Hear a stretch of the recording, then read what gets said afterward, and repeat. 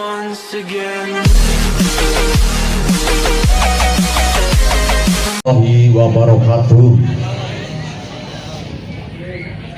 Bismillahirrahmanirrahim. Alhamdulillahirabbil alamin. Alhamdulillahilladzi hadana bihada wa ma kunna linahtadiya laula an hadanallah. Laqad ja'at rabbuna bil haqqi wa tudkhilul jannatul rizqumuha bima kuntum ta'malun. Asyhadu an la ilaha illallah wa asyhadu anna Muhammadan abduhu wa rasuluh sallallahu alaihi wasallam ajmain amma ba'du. Katur sugeng siang dumateng sedaya para rawuh para pilenggah ingkang siang sakmenika sampun kersa hangrawuhi wonten ing adicara syukuran inggih menika Ki Bapa Yasa Atmaja Mbah Warna dalah Ibu Paria sekalian.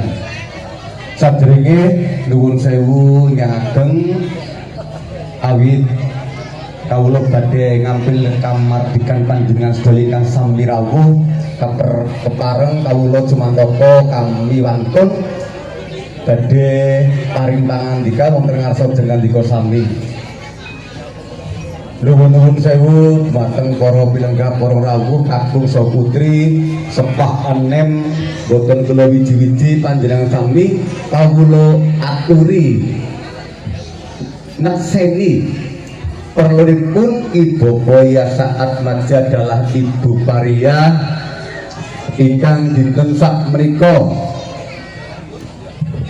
gelar tasyakuran ing sasi bulan Suro bulan Muharram tanggap warsa ugi adicara ujar kaul awit ngapunten kula badhe cerita rumiyin setahun kepungkur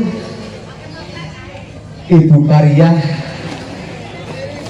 lagi nandang gerah ceritane sedhep niki nggih kami sedhep alhamdulillah ing warsa enggal niki Muharram niki Gusti Allah paring welas asipun kaijabah saniki sampun alhamdulillah sehat sinaosa dereng total nggih tapi alhamdulillah pun sehat saniki.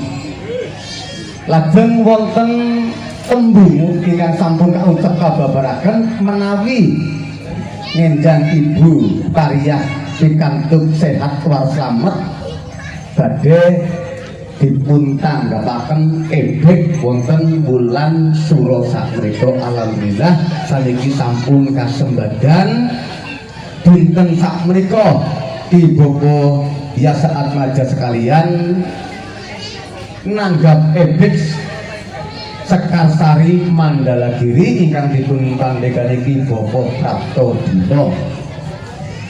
Inggih menika sampun pepat sesaji pepuntaning anggenipun badhe sarap sarana klebar luar niki wonten upat ingkang mengkurdi menawi keluarga besar Ki Bapa Yasa Atmaja dalah Ibu Paria gadah kalepatenipun dumateng sanak sedulur tetangga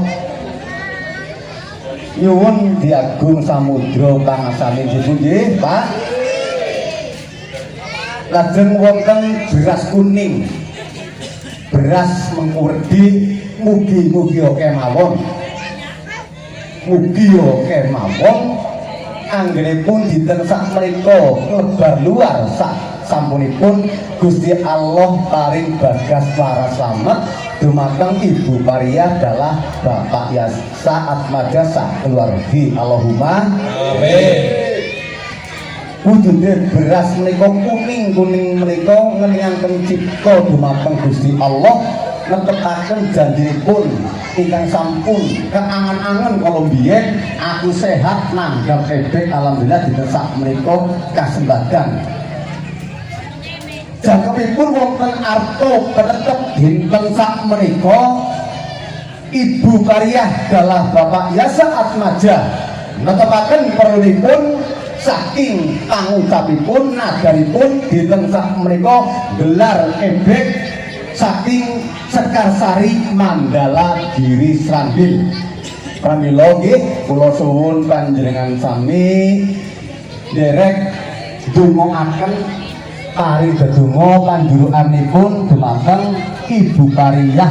Mugi-mugi sabaripun mangke ujar kula punika sampun paripurna sedaya sakit gerah memala wonten raganipun Bu Pariyah saged ical saka kersaning Gusti Allah. Allahumma amin. Ananging saderenge kawula terasaken anggenipun ujar kula menika awit kula niki jejere dalang dados kula dongane kali kidung ingkang dipun anggit dening panjenenganipun Kanjeng Sunan Kalijaga.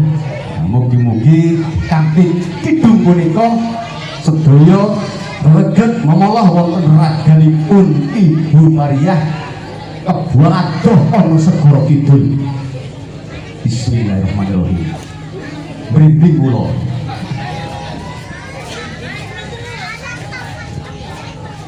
Allah kidung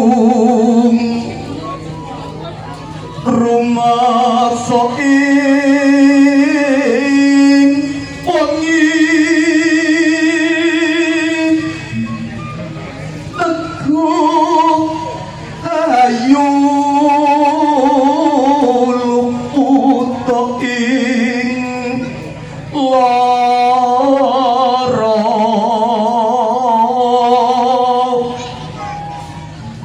luput ilahi kabeh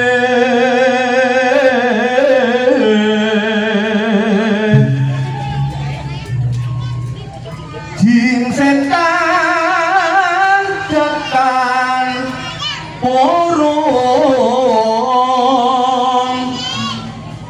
paneluhan tan ono wali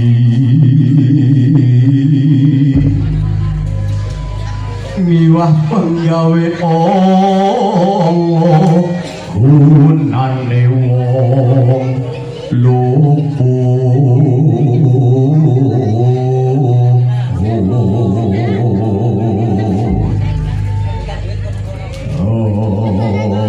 di ato mahantirto maling ato kang ono kang wani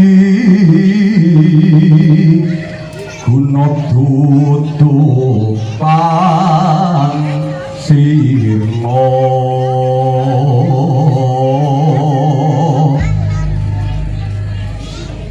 sineksen jagat saisine iblat bakat wetan kulon lor kidul uga sineksen para luhur-luhur ingkang mapan ana tlatah dusun Dempang Pasir sineksen para luhur-luhur ingkang mapan wonten Gunung Sranggil Gunung Solo uga sineksen para duta-dutaning Gusti para nabi para rasul para wali sugatane Ibu Pariyah Allah ili kegawa banyu ili ala uwung kegawa banagung ilang sugatane Ibu Pariyah dirantos bagas suara slamet jaya Dewi Ganti rahayu raganipun wah slamet ilang kang dadi rube kali nopo Allahu Akbar